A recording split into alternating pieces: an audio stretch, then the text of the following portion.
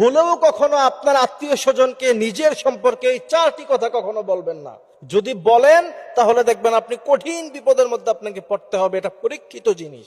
প্রথম নাম্বার যে বিষয় আপনি জানাবেন না সেটা হচ্ছে আপনার ব্যাংক ব্যালেন্স, টাকা পয়সা। আপনি অনেক সুখে আছেন, আত্মীয় স্বজনকে এগুলি ঘুরে বেড়ায় আপনি বলবেন না। বিশেষ করে দাম্পত্য জীবনে সুখে আছেন, স্ত্রী তার স্বামী তাকে অনেক বেশি ভালোবাসে, তাকে অনেক অর্নামেন্টস দেয়, এই সমস্ত কথা অবশ্যই অন্য পাশের বাসার ভাবির কাছে, আত্মীয় স্বজনের কাছে গিয়ে কখনো বলবেন না। যদি বলেন, আন্নাদুরু হাক্কুন, আল্লাহর হাবিব সাল্লাল্লাহু আলাইহি সাল্লাম বলেছেন, মানুষের নজর, বদ নজর এত খারাপ, মানুষকে একদম কবর পর্যন্ত নিয়ে পৌঁছায়, মানুষের জীবন ধ্বংস করে দেয় বদ নজর। আপনি কল্পনাও করতে পারবেন না যে এই বদ নজর আপনাকে কি পরিমাণ আপনাকে ধ্বংস করে দেয়। দ্বিতীয় নাম্বার হচ্ছে আপনার অভাবের কথা।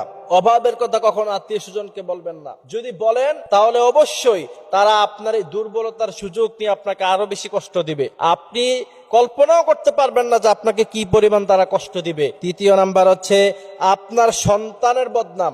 আপনার সন্তান খারাপ করুক অথবা ভালো করুক, সে আপনার সন্তান। নিজের সন্তানের নামে অথবা নিজের স্ত্রীর নামে অথবা নিজের স্বামীর নামে বদনামও কখনো আত্মীয় স্বজনের কাছে বলতে নেই। যদি বলেন তাহলে তারা সুযোগ বুঝে কূপ দিবে, আপনাকে আরো বেশি তারা হয়রানি করবে, আপনাকে কুবুদ্ধি দিবে এবং আপনার এই সমস্ত বিষয়গুলো নিয়ে সর্বশেষ কিছু করতে না পারলেও আপনাকে নিয়ে পিছনে তারা উপহাস করবে, হাসাহাসি করবে, বলবে অমুকের সন্তান খুব বাহাদুরি করছিল, এখন এরকম খারাপ হয়ে গিয়েছে। এরপরে চতুর্থ নাম্বার হচ্ছে সংসারের কোনো গোপন কথা, পারিবারিক কোনো গোপন কথা অবশ্যই আত্মীয় স্বজন, বন্ধু বান্ধব, ফ্রেন্ড সার্কেল তাদের কাছে কখনো শেয়ার করবেন না। এটা নিজেদের মধ্যে রাখাই ভালো।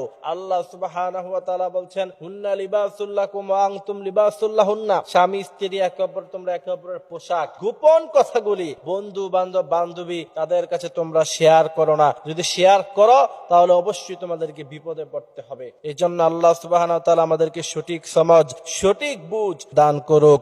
আমিন।